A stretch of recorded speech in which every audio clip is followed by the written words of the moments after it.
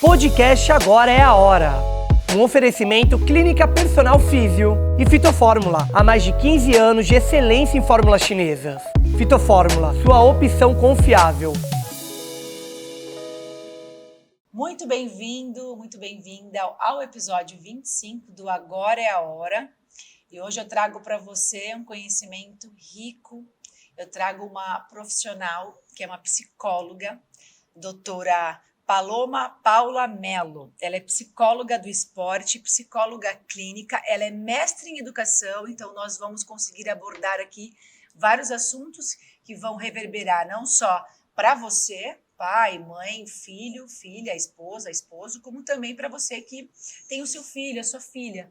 A gente vai falar sobre esporte, atividade física e nós vamos falar muito sobre saúde emocional, trazendo para você um autoconhecimento de você conseguir identificar algumas coisas no seu ambiente, no externo, no seu desenvolvimento, que você consiga trazer consciência para que você tenha aí um despertar dessa consciência na sua vida. E por conta disso eu trouxe a Paloma, que eu tenho a honra de conhecer há muitos anos. A Paloma ela já foi psicóloga do meu filho, ele é atleta, foi de extrema importância, a gente estava conversando sobre isso aqui nos bastidores, né, o quanto que o esporte ajuda, né, a pessoa a ter autoconfiança, a se conhecer, traz a parte do autoconhecimento do próprio corpo, como ele funciona. E a psicóloga do esporte eu vejo muito assim, né, quando o atleta tem um propósito de encontrar ali o caminho para virar competidor, ele começa a não saber lidar algumas vezes com as frustrações de uma perda, principalmente no esporte individual. Então, por isso que o Pedro Henrique teve esse acompanhamento com a Paloma e foi de total, assim, foi de extrema importância, virou a chave dele. Na época ele não queria mais competir, porque tinha perdido uma luta. Ela ajudou muito o Pedro Henrique e ele voltou aí aos campeonatos. Então, para mim é uma honra ter você aqui, Paloma. Eu quero te agradecer a tua participação. Muito obrigada por estar aqui. Eu agradeço muito o convite, é recíproco, a honra de estar dialogando com você, uma profissional de muita referência também, de alta performance. Né? Eu conheci a Josi dentro de um trabalho também de alta performance, sempre se destacou na sua área, sempre contribuiu com o desenvolvimento. Ah, você era minha aluna, né? Era aluna. Época que eu dava aula em academia. Isso, e já tinha uma performance diferenciada, já performava de uma maneira diferenciada, já se destacava. Então, naquele momento, alguns alunos já falavam, eu quero ter aula com ela, porque ela tem uma forma diferenciada de trabalhar o corpo, a mecânica, sim, né, do corpo. Então, é uma profissional de referência em que eu confio, em quem eu já tive muitos bons resultados. E aí, no decorrer do nosso processo educacional, formativo, a gente se encontrou num outro momento, né? Então, assim, é sempre muito bom dialogar sobre educação, é sempre muito bom dialogar sobre esporte, sobre o desenvolvimento. Nós precisamos dialogar sobre todo esse processo para que o nosso corpo ele se beneficie de estratégias. Sim. E que ele não adoeça. E a sabedoria, a inteligência emocional, esses diálogos que nós vamos ter aqui, eles são importantes justamente para isso. Porque esse diálogo ele nos traz um poder de gerenciar as nossas emoções. Né? Eu falo que a mente ela é extraordinária quando ela é dirigida. Né? Quando você consegue dirigir a tua mente. E eu vejo muito isso no esporte, né? O esporte, principalmente o individual, né, Paloma? Você que trabalha com atleta, o esporte individual, ele traz um trabalho de autoconhecimento para o atleta em que ele lida com ele mesmo todos os dias, né? O oponente não é o adversário, é ele.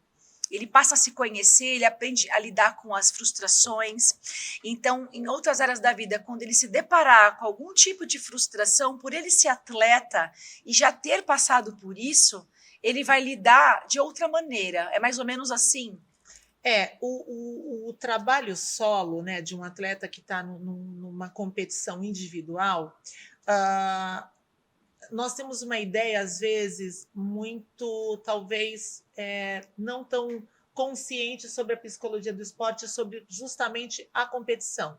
Porque o atleta ele já é diferenciado, ele já tem uma mecânica biológica, Sim. fenótipa, né, diferenciada. A fisiologia dele já estabelece com que ele tenha uma performance física diferente de outros indivíduos. Então, mecanicamente, todo esse treinamento, esse jovem ou essa jovem, no seu desenvolvimento, ela se destaca, muitas vezes ali no processo educacional, no ambiente escolar, porque ela já tem uma mecânica diferenciada.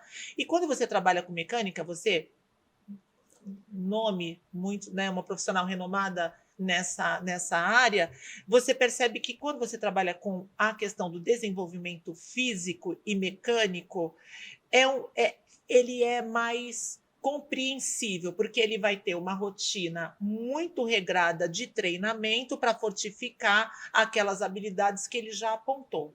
Só que ele vai estar competindo com outros atletas que também têm uma mecânica diferenciada. E que muitas vezes já estão muito mais à frente do que ele. Já estão, eles até se aproximam fenotipicamente dizendo, a fisiologia, o tipo de treinamento, a mecânica instrucional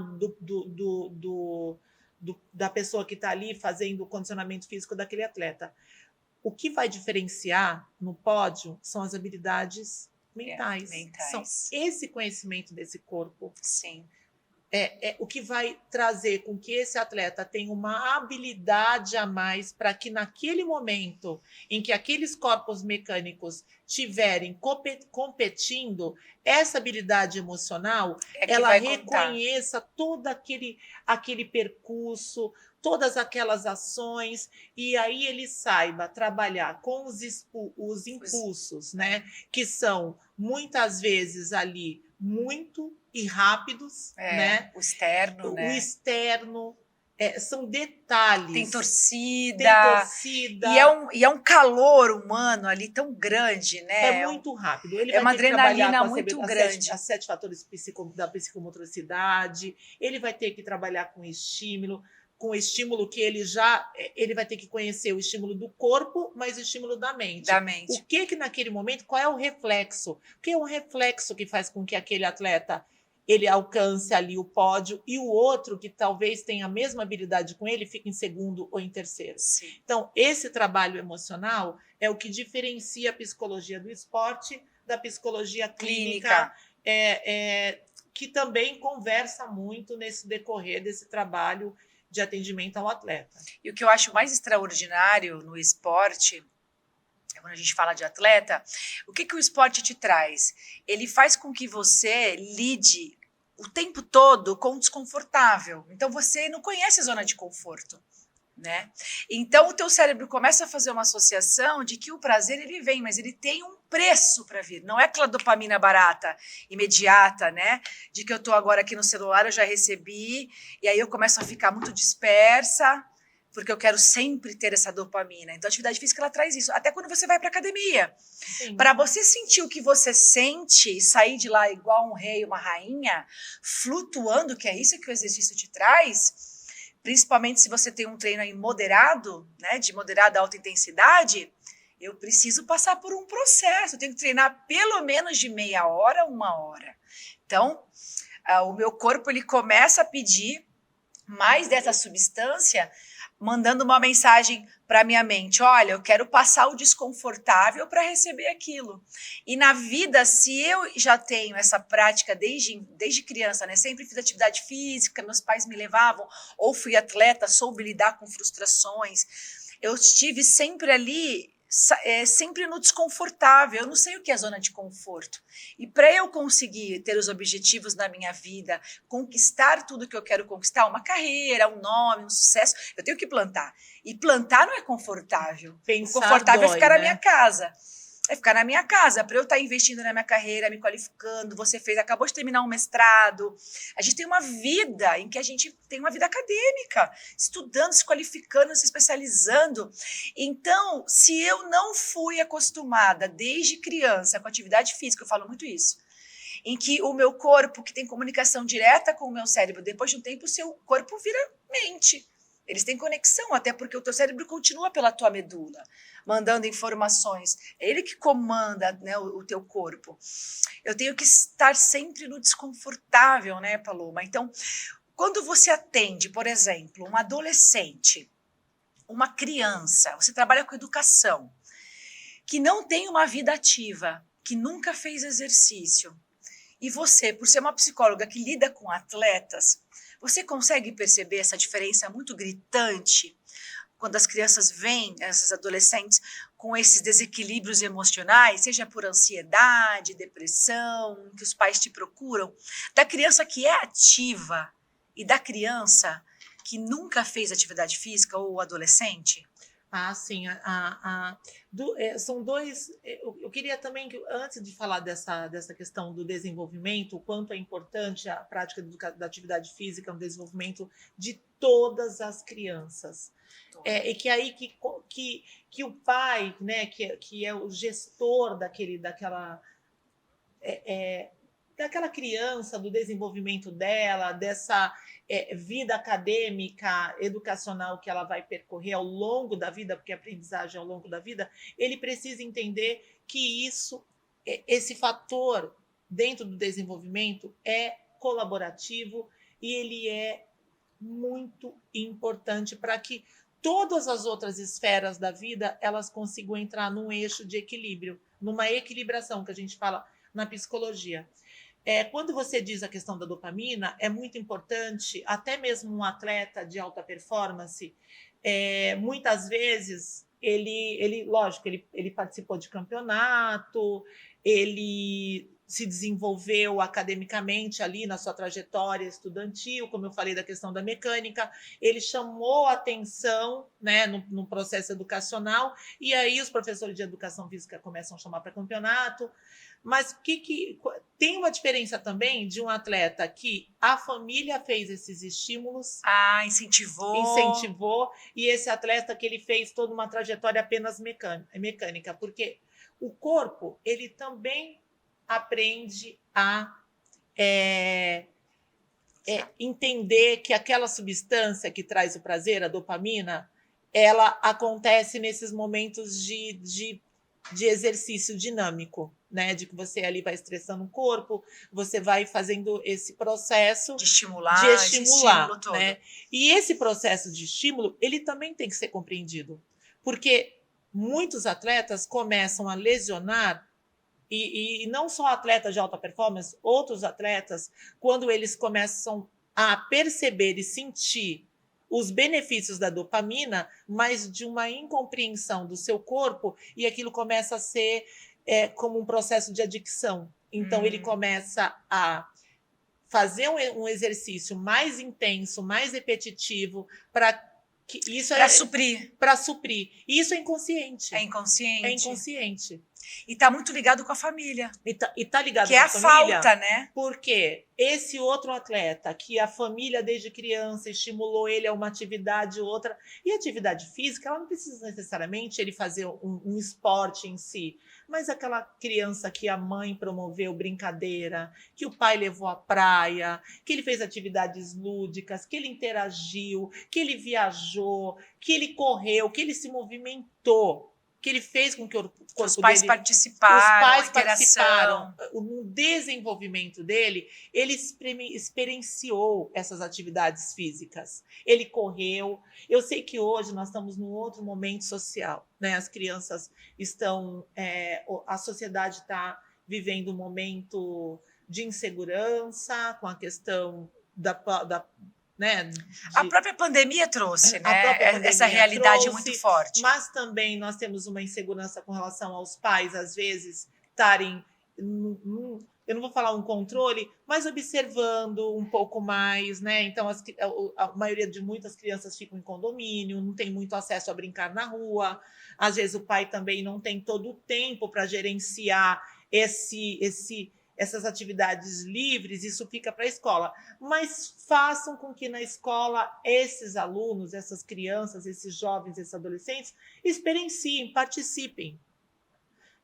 Eles precisam participar, Porque o adolescente, a criança, eles também estão dentro de um processo de ensinamento, e esse processo, às vezes, ele precisa ser um pouco dirigido. Não é apenas, às vezes eu recebo muito aluno familiares em escola, e aí a mãe fala assim, mas eu conversei com ele, ele não quer participar. Eu falo, mãe, faz primeiro um diálogo para que ele experimente. Porque ele vai fazer uma chantagem, às vezes, né? Não é uma chantagem que eu digo no lado negativo, mas ele vai ali falar para a mãe, ai, mãe, olha, talvez eu não queira, eu queira fazer uma outra... Mas ele precisa experienciar.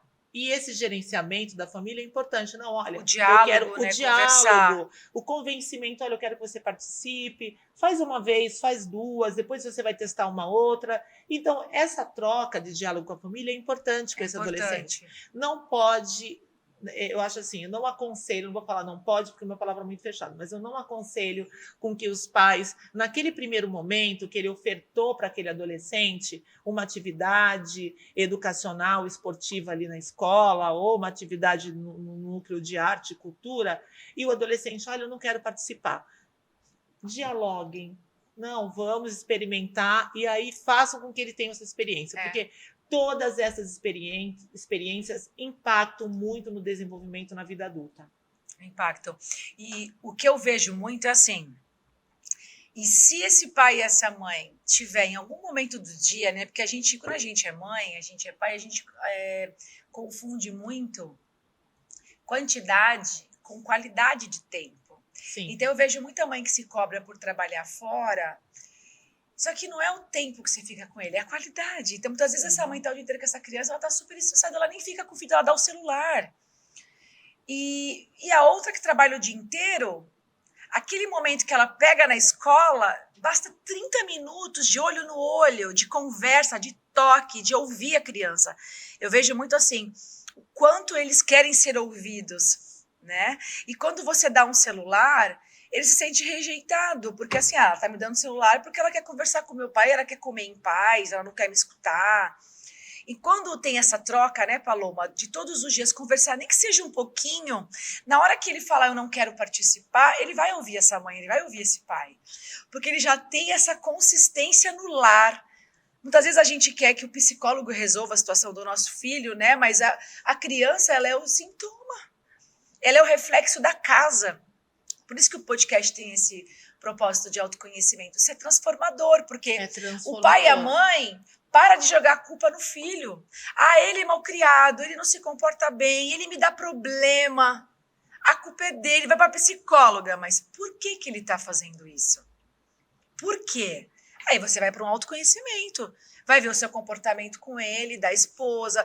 Isso aqui, gente, é muito importante, né? A gente trabalha com o celular, nós estávamos conversando, ela acabou de terminar um mestrado, quanto que ela usava o telefone. É tecnologia, mas tudo é equilíbrio. E não tem um porquê uma criança ter um celular. Porque a gente tem que trabalhar com o telefone, né, Paloma? Algumas pessoas vão entrar em contato com a gente, vão atender o telefone. A criança não tem porquê. Né? Então a gente tem que sair da zona de conforto de como pai e mãe, fazer um autoconhecimento e parar de colocar responsabilidade na escola e ter uma autorresponsabilidade de pai e mãe. Então, é muito importante você trazer essa informação, né? Que não é que vai bater de frente. Mas, para que você não bata de frente, eu vejo muito isso com meu filho. Se eu não estou num relacionamento com ele ali, de confiança, de troca, de atenção, ele não vai me ouvir. E a maneira dele chamar a minha atenção é ficando rebelde. E quando a criança faz exercício, ele já tem aí uma questão hormonal a teu favor. Porque ele já tem hormônios do prazer ali trabalhando no corpo dele. Então, a chance dele explodir, ficar nervosinho é muito menor. E dele buscar na comida, essa dopamina, no chocolate. Por isso que é importante, ele tem um autoconhecimento do próprio corpo, né? Então, eu acho que junta tudo. A escola tem o diálogo com os pais, que sempre tem, né? Sempre. A escola é sempre... Eu falo que a escola é sempre o melhor lugar. A escola está ali aberta a trabalhar o desenvolvimento. É lógico, nós, enquanto profissionais da área da educação, nós trabalhamos com desenvolvimento, trabalhamos com pessoas, e lidar com essa diversidade no processo educacional, ela requer todo dia uma habilidade, um diálogo uma escuta, nem sempre, talvez, o que os pais gostariam que nós ali dialogássemos. Não, assim, o que eu quero dizer, nem sempre, talvez, o que a escola oferece é o que os pais querem. É o que os pais ali têm de expectativa. Expectativa, né? Isso. É porque, às vezes, hoje nós estamos numa questão de muita inversão de valores. Então, talvez a família precisa compreender que a escola ela é o melhor lugar, mas ela tem alguns limites, né, de processo. Ela tem algumas regras que ela precisa ali estabelecer, mas que são regras que fazem parte do desenvolvimento do processo educacional e que elas vão fazer um bem para aquele aluno compreender. São regras e normas de convivência. Embora a escola venha aprendendo com essa questão da tecnologia, a escola venha explorando esses novos saberes, a forma de lidar com esses adolescentes, mas alguns pontos não são negociados, né? O adolescente precisa entender que ele tem um horário, que ele usa uniforme, que ele precisa estabelecer regras de estudo, hábito de estudo, horários, e isso impacta em divergência. E, às vezes, essas divergências acabam ali no embate até com os familiares, que também precisam entender que essas regras são colaborativas, elas não são negociadas, elas são, lógico, compreendidas. Há situações em que a gente precisa estabelecer uma flexibilidade no horário ou em uma outra... né, num outro aspecto dentro ali daquela rotina escolar. Mas existem as regras. Mas existem regras que são regras que fazem parte do cotidiano escolar. Lógico. Né? Com relação ao uso do celular, como você disse, ele faz parte do aprendizado atual, as tecnologias. É uma gerência, uma comunicação. É importante que os pais tenham ali, às vezes, contato com seus filhos. Eles, né? O pai está trabalhando, precisa ter informação como que está a rotina daquele adolescente, daquela criança, dependendo, lógico, de uma faixa etária. Da idade, da claro. idade com que ele vai ali direcionar o uso do celular, porque o pai ele é responsável por esse uso. Mas eu tenho assistido um programa, não vou citar o nome, e tem uma participante que é dessa geração TikToker. E aí, o que eu percebi enquanto psicóloga, a convivência dela estava tão tecnológica, ela estava tão personalizada dentro da personagem que ela apresenta para os jovens, para os adolescentes, que no contato interpessoal ela despersonalizou, porque ela não fazia parte das relações interpessoais cotidianas. Me parece, né, alguns episódios que eu assisti, que aí aquilo foi tão desconfortável que ela começou a ter alguns aspectos que não foram tão psicossociais e afetaram... Ela se perdeu, né? A saúde mental. Porque ela, numa relação psicossocial em que a gente interage com o outro, conversa, dialoga, problematiza, ela não conseguiu, porque ela estava muito interligada numa interlocução com as redes sociais. E a gente não pode deixar de perceber que a rede social, alguns influenciadores que estão ali trabalhando, produzindo conteúdo, eles estão produzindo conteúdos, mas eles não fazem parte da realidade daquele jovem, daquele adolescente ou daquela criança que está do outro lado. E que talvez ela queira vivenciar aquilo que não é tão real para ela. Isso que eu acho muito perigoso. E isso é perigoso. Eu acho muito perigoso. É psicopatológico. Assim, eu acho que faz com que a criança e o adolescente já comece a se comparar. Se comparar. Porque a vida dessas pessoas, né, que trabalham com isso, as postagens, não é a vida, as postagens, é de uma vida perfeita. É uma edição, né? A gente tá e aí ele olha, vê a vida dele, ele começa a se comparar, né, e ter ali a síndrome da inferioridade.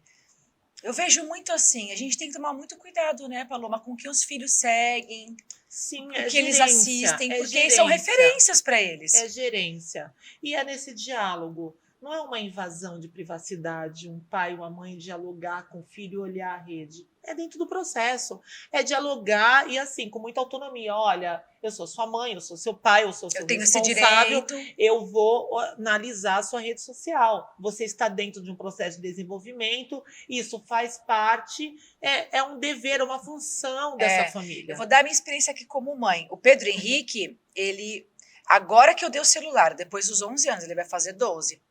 Só que ele já tem Instagram por causa da luta há acho que uns 3 anos.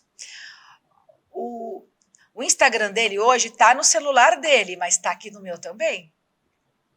Então, assim, para que eu não precise pegar o telefone dele para ficar olhando, né, com quem ele fala, quem ele começa a seguir, tudo eu sou notificada. Eu coloquei no meu, então quando eu entro no meu Instagram, eu posso clicar para olhar o dele, o direct dele. Isso é muito Quem importante, ele segue, isso é muito importante. quem começou a seguir, eu faço isso. E no começo ele meio que me questionou. Eu falei, esse é o processo. É assim que funciona, filho. E eu vou te explicar por quê. Eu tive uma conversa com ele. Mas, ao mesmo tempo, eu dou aquela liberdade para ele ter ali. Mas eu estou controlando. Então, isso é muito importante com que a gente tenha essa autorresponsabilidade. Né? E até porque também ele está olhando alguns Instagrams de que está gerando referências para ele. E ele passa a acreditar que aquilo é assim mesmo. E não é. É uma vida de margarina, um comercial de margarina, gente. É um inconsciente coletivo que está ali se estabelecendo com esses jovens, com essas crianças, com esses adolescentes, e que essa rotina que a gente vem dialogando sobre atividade física livre, sobre desenvolvimento com a família, ir à praia, fazer uma caminhada com os pais, dialogar. Tá acabando isso. E isso é uma inversão de valores que nós precisamos reverter. Nós precisamos falar de saúde, o de incomum qualidade não pode de vida. virar comum. Não pode virar comum. Estabelecer que esse adolescente, que essa criança tem um contato por um longo período com a tecnologia, com o celular, com a rede social, não é saudável. Nós temos um dever. Não é, e outra, tudo é hábito. É o poder do hábito. É o poder do hábito. É condicionar o seu filho dentro das regras que você falou da escola, essas regras virarem hábito em casa. Então, assim, estipular horário para o celular. Eu, particularmente, dia de semana, ele sabe que fica desligado. Ele queria o celular, ok. Só que dia de semana você não vai ter o celular, porque a tua prioridade dia de semana é treinar e estudar. O celular vai vir o quê? É a tua dopamina do prazer do final de semana. Se não tiver prova, tenho prova, vai estudar primeiro, se dedicar. Acabou de estudar, pega o telefone, aí eu libero. Domingo, vai dormir. 11 horas da noite, ele já entrega o telefone, a gente desliga, porque isso foi combinado. Combinado, mas por quê? Porque isso foi condicionado a virar um hábito. E o hábito é isso, nós somos hábito. Tudo é hábito na vida. Tudo é hábito, é uma rotina, é um aprendizado ao longo da vida. É fácil a gente dialogar? E é fácil o diálogo, o aprendizado e a rotina? Não. Às vezes a gente está numa leitura, a gente está num processo, a gente está num diálogo, mas a convivência, eu sei que é difícil, as mães trabalham, principalmente, eu estou falando da mulher, porque a mulher, ela às vezes assume muito mais a gestão do seu filho, né? Mas eu sei que tem muitos pais, homens que estão ali nesse processo junto com a sua esposa, com a sua mulher e com o seu filho. Não vamos aqui fazer um diálogo sobre gênero, mas precisa reverter essa questão do uso da tecnologia. Esse adolescente, ele precisa ter um outro aprendizado. A mãe precisa dialogar, o pai precisa dialogar, que há algumas questões que não são negociáveis com esse filho. Nossa, você usou essa palavra perfeita. Outra questão, o gerenciamento da rede, porque tem muitas pessoas com intenção de perturbar, de trazer informação que não é um conteúdo bom. Nós temos a questão da fake news, que hoje está liderando aí muito conteúdo que não é conteúdo saudável. E nós precisamos, através desse processo de compreensão da aprendizagem, entender que a aprendizagem é diversa, que há várias formas de aprender, de família, de núcleo, mas que a gente pode aprender e esse aprendizagem ele vai reverberar significativamente no projeto de vida desse jovem, desse atleta, dessa criança, desse adolescente. Então, todo esse trabalho que eu sei que às vezes chegar em casa, tem algumas tarefas para fazer, tem janta, mas se for 10 minutos, façam ali. E muitas vezes aquela refeição em família já é o suficiente. Já é o suficiente. Coloquem uma folha ali na geladeira. Esse dia eu vou fazer 10 minutos. Porque às vezes a gente quer sentar, realmente quer ver algo que não tenha muito... não tem muita atividade cognitiva, né? Só informação ali. É uma forma de escape. Mas quanto tempo que a gente se doa? Vendo moda, vendo uma notícia na rede social. Se a gente sentar, às vezes, na sala... Eu estou falando por uma experiência própria. A gente fica ali e começa a olhar. Quando a gente olha o tempo... Já passou uma hora. Uma hora. É absurdo. Então, 30 minutos, 20 minutos, eu falo com relação à questão de hábito de estudo. E o hábito de estudo é estudar sobre tudo. É estudar sobre o processo de diálogo, a comunicação não violenta, sobre uma alimentação mais saudável, Sim. sobre o uso da rede celular. É pegar um podcast ali, colocar enquanto eu estou fazendo uma refeição. Estou treinando, estou ouvindo podcast. Eu estou escutando o podcast, mas eu estou aprendendo. Sim. Porque a aprendizagem é ao longo da vida. É ao longo da vida, é sempre. E isso é muito importante. Importante, e se os pais têm esse hábito, os filhos também vão ter. Os filhos também. É igual a leitura.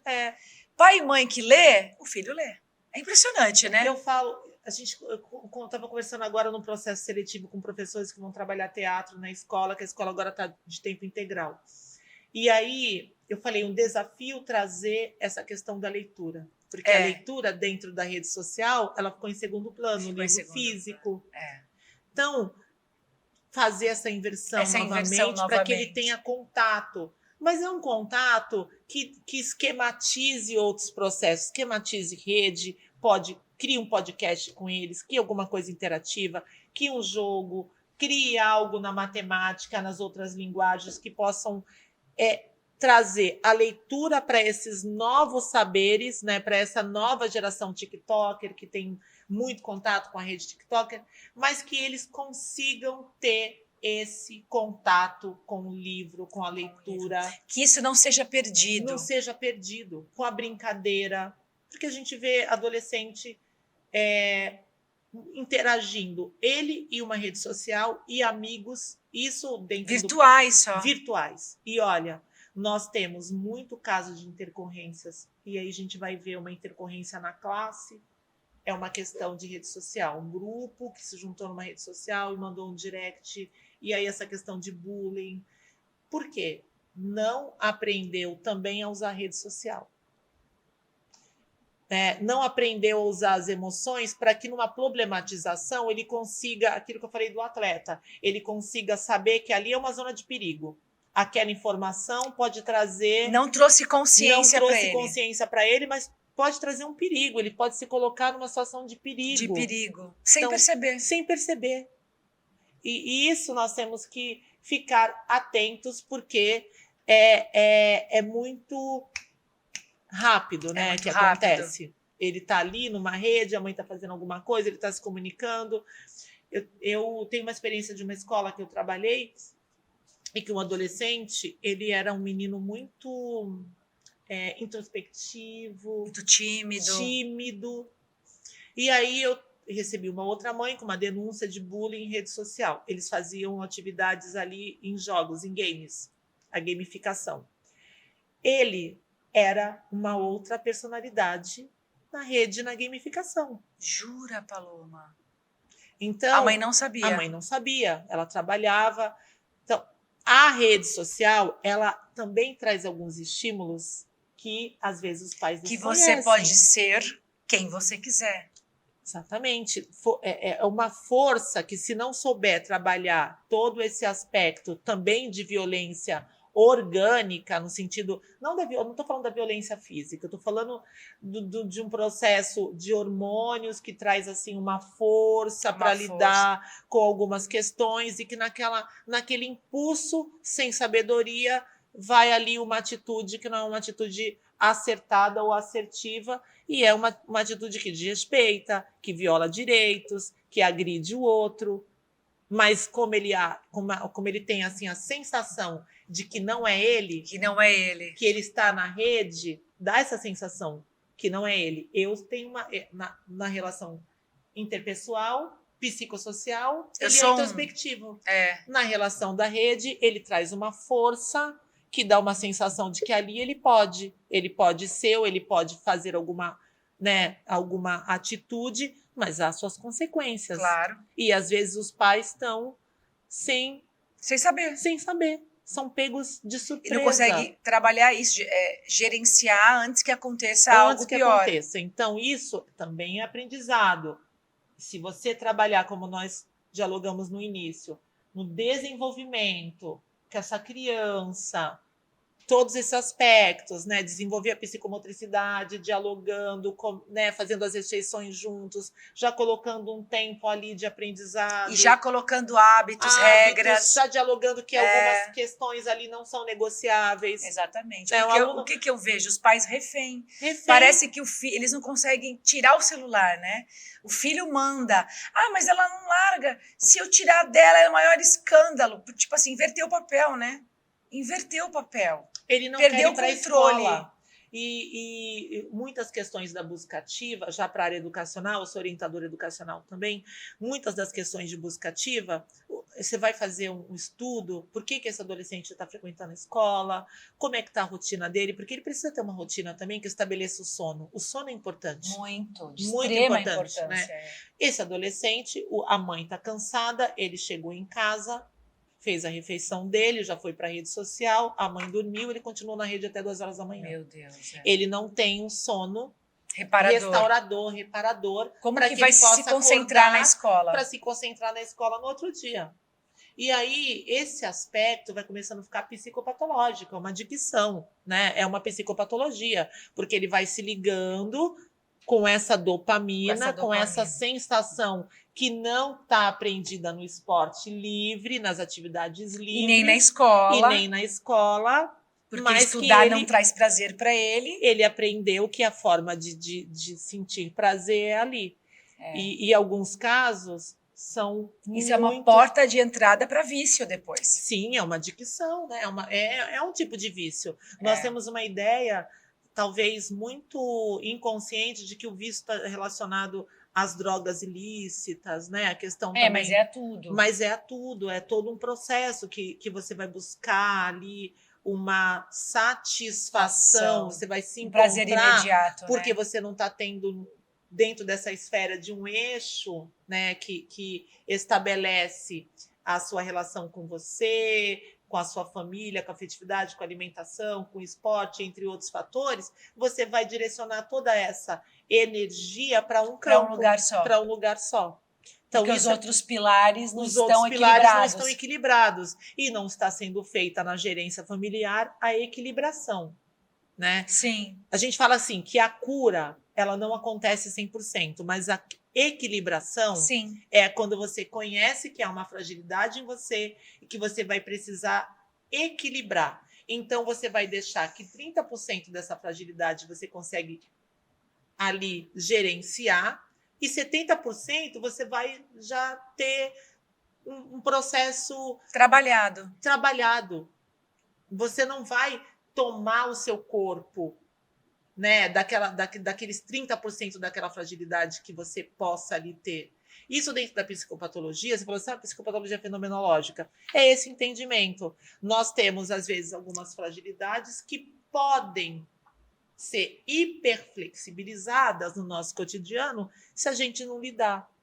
E aí a gente toma essa essência ou esse pequeno desajuste. Nós temos desajustes no nosso desenvolvimento. Nós temos questões sempre a melhorar. Mas se a gente não tem entendimento, a gente vai psicopatologizar. Sim. A gente vai fazer com que aquele aspecto, a questão da saúde mental dos adolescentes, né? De muita frustração, dessa busca por uma perfeição que não existe. Que existe a comparação. Relações que às vezes são relações interpessoais que são desrespeitosas e que começam a ter bullying no ambiente escolar, fora do ambiente escolar. Na escola, a gente faz todo um trabalho. Mas, às vezes, O que a gente vê de bullying acontece muito fora do eixo escolar, nas redes sociais, e a gente vem trabalhando muito nessa questão de fragilidade. Muito nessa questão de fortalecer esse adolescente para que ele possa se estabelecer com autonomia e aí ele consiga fazer essa equilibração, com a sua família, ou até mesmo, quando não há essa possibilidade de diálogo familiar, ele consiga se compreender, entender. Né? E até conhecer essa fragilidade emocional que ele possa ter. Então, isso é muito importante. Muito importante. E por isso que eu quis trazer a Paloma hoje para você, porque o pai e a mãe, tendo esse entendimento, vai ficar muito fácil quando você for buscar ajuda, se você precisar buscar ajuda do seu filho com uma psicóloga, porque eu trabalho com medicina chinesa há muitos anos, com as fórmulas magistrais chinesas, tratando várias patologias emocionais com acupuntura, e eu vejo muito isso na prática, né? Os pais querendo que a acupuntura resolva o filho, que a psicóloga resolva o filho, que a escola tome uma atitude. E hoje, estudando PNL, mais do que nunca, junto com a medicina chinesa, eu vejo que a gente precisa ter um entendimento dentro de casa, né? Porque numa hierarquia emocional, quem tem uma hierarquia muito grande emocional sobre o seu filho somos nós. Então, tudo que ele vê, o ambiente é tudo, né? 50% é genética, epigenética, os outros 50% é o ambiente. Então, os pais são quem ele olha e segue, né? Os exemplos. E tem que ter esse relacionamento muito equilibrado, os pilares, como você falou, eu vejo muito assim também, a atenção, o amor é a base de tudo, detalhes, né, Paloma? Né? Detalhes que talvez nós pensamos ou possamos ali interpretar que é um abraço, Faz diferença total. É um diálogo, é sentar na mesa e dialogar, é olhar no olho, Eu vejo muito assim, tem criança que tem dificuldade de expressar os sentimentos. Ela não vai chegar na mãe e falar, me abraça. Né? Eu quero que você... Não vai, é muito difícil. Tem criança que sim, que ela tem essa facilidade de falar, de pedir, de cobrar. Fica até mais fácil, né, para os pais, quando tem uma criança assim. Mas a maioria não vai dizer, né? Então, e nós temos uma tendência a reproduzir a maneira como nós fomos criados, né? Sim. Então, por isso que é importante o autoconhecimento. Cada profissional traz a sua ferramenta. E não é porque eu fui criada assim, porque meu pai me criou assim, no grito, me colocou, sei lá, que eu vou reproduzir isso no meu filho. Mas para que eu pare com isso, eu preciso sair do piloto automático e me conhecer. E ter o diálogo com a psicóloga, ter o diálogo com a escola e, acima de tudo, ter o diálogo com o meu próprio filho em casa. Sim. E é o que você falou, são esses minutinhos. Né? Às vezes, mas eu trabalho muito. A refeição junto. Não posso almoçar, não posso tomar café com o filho? Janta, né? Porque naquele momento, sem telefone, ninguém mais tem telefone ali. É aquele momento, como foi seu dia? Eu sou uma pessoa que eu dou muito valor à refeição em família, eu gosto. E eles tiram sarro de mim, o Marcelo e o Pedro Henrique. Parece que é tradicional, né? Uma coisa assim. Eu amo isso, eu amo. A gente viaja, eles não podem tomar café sem mim, ninguém. Eu tenho que estar junto. Os três, eu gosto, né? Eles tiram sarro. E quando você volta de uma viagem com a sua família, gente, é outra família. Por quê? Porque se você ficou 3, 4, 5 dias, os três ficaram juntos ali. Faz diferença. Faz muita Porque diferença. sai da rotina. Eu vejo isso muito importante. E são narrativas. Né? Essas narrativas que ele vai levar ao longo da sua vida e nas suas futuras relações e na construção da sua futura família ou na sua individualidade em si. E uma outra questão que eu quero dialogar é que nós estamos dentro de um processo dialogando sobre educação, sobre comportamento, mas claro que nós entendemos que as relações, elas são frágeis. Às vezes pode acontecer uma discussão, pode acontecer que o eixo ali do volume da voz saia, né? Tem jeito. Se desestabeleça. Ninguém está dizendo que a gente vai ali, nós estamos aqui dando uma receita para que aconteça uma cena de novela. Não, a vida tem que ser real. Da forma com que essa família é, com que esse adolescente é. Mas que esse diálogo aconteça. Que a consciência venha, que naquele momento que você perdeu um pouco a paciência, alterou um pouco a sua voz, volte, olha, eu quero te dizer que, né, às vezes no decorrer da vida, mas eu percebi que eu posso falar com você, vamos dialogar sobre isso, vamos conversar sobre essa questão, vamos voltar para ver em que ponto a gente precisa ali medir esse diálogo para encontrar um eixo mais saudável. É um aprendizado também, porque vivência, todo dia é uma vivência. E ninguém é perfeito. Ninguém é perfeito, né? Nós não temos assim um livro que vai nos auxiliar em como a gente deve falar com os nossos filhos. Nós temos esses diálogos, entendendo que nós precisamos dialogar, que o diálogo é importante, que a convivência em família é importante, que o esporte é importante, que nós não temos que negociar algumas questões, que o pai precisa gerenciar sim.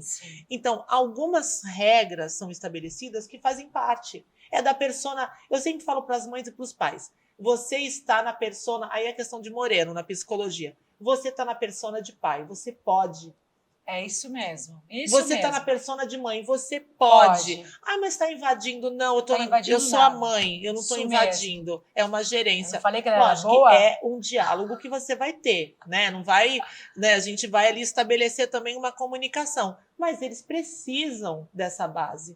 Eles precisam desse termômetro, porque eles estão aprendendo a conviver. A adolescência, o cérebro também, você falou sobre a questão do cérebro, ele ser um pouco plástico, né? Ele está nesse processo de aprendizagem. A neuroplasticidade. Então, ele está no processo de aprendizagem. E, às vezes, ele está aprendendo ali com outro adolescente, numa rede social, no TikTok, que está falando assim, mas ele está vivendo uma edição, ele está produzindo conteúdo, que talvez para ele está dando um seguidor, ele está levando. A vida real é outra. É outra. É isso aí. Então, essas questões precisam ser dialogadas, apreendidas. Educação socioemocional, hoje em dia, a chave é um tesouro. Né? A gente fala de educação socioemocional, a gente fala de educação financeira, que a gente não dialogava sobre isso na nossa geração. A gente fala sobre projetos de vida. Isso mesmo. Então, são relações de convivência, de aprendizado, e que você vai dialogar na psicóloga? Vai. A psicologia, ela tem, talvez, um histórico de pensar que aquele adolescente está com problema, ou ele está no campo da saúde mental, que ele é diferente. Não, a psicologia é para dialogar sobre as suas vivências, para construir uma relação emocional saudável, para dialogar. Né? Nós não vamos trazer resposta. É uma reflexão que talvez você vai encontrar o seu eixo de equilibração ali dentro do processo de psicologia. Eu passei por um processo de psicologia quando eu estava estudando. Depois de estudando, eu continuei com a minha psicóloga durante anos. Eu nem queria sair da terapia. Ela falava, você já está boa. Márcia Tic, um beijo. E a Márcia Tic. Ela falava assim, não, mas você, Márcia, mas eu quero ir um dia para... Sabe assim, porque era tão prazeroso, né? As habilidades que a gente dialogava ali, todo esse processo, que eu falei assim, ela falou assim, não, você já está, a gente já começou a trabalhar, né? Então, você vê como a psicologia traz benefícios. Traz. A gente também tem que ter saúde mental é tudo. Saúde mental é tudo. E lógico, tem relações que eu tenho aprendizado todos os dias, né? Enquanto pessoa humana, nós estamos sempre, às vezes, numa problematização para sair da zona de conforto, como você mesmo disse. E a gente tem que estar também... a gente, às vezes, erra também enquanto ser humano, mas errou, refletiu e voltou. Né? Olha, realmente, esse termo não foi um termo tão acertado. Trazer isso para você, fazer essa prática. Trazer essa consciência, né? Perceber, né? Esses comportamentos. Estar atento, ter clareza disso, né? Porque a automação, eu falo que o emparelhamento do Estado parece que é um termo político, mas Demerval Sabiani falava muito sobre isso. Hoje nós estamos em polos, falando sobre direita, falando sobre esquerda, e a gente não sabe mais nem, a gente, enquanto ser humano, qual que é a nossa direção? O que é ser esquerda, o que é ser direita? Eu vou pra frente, né? Minha filha. Vamos pra frente. Eu vou pra frente. Caminhar. O segredo da vida é a espada do samurai. Exatamente. Ó, sempre em frente. Vamos caminhar, vamos aprender, mesmo. Vamos ver aquilo que encaixa com o nosso eu, com o nosso processo. Vamos se conhecer. E se você se conhece, você consegue Daí, uma criação para o seu filho muito produtiva, de qualidade, porque você se conhece. Então, quando você estourar que você é humano, você vai trazer consciência, você já sabe que Sim. você é assim. Nossa, eu não deveria. Vai lá, conversa com São o os filho. meus pontos diálogo. frágeis, né? Exatamente.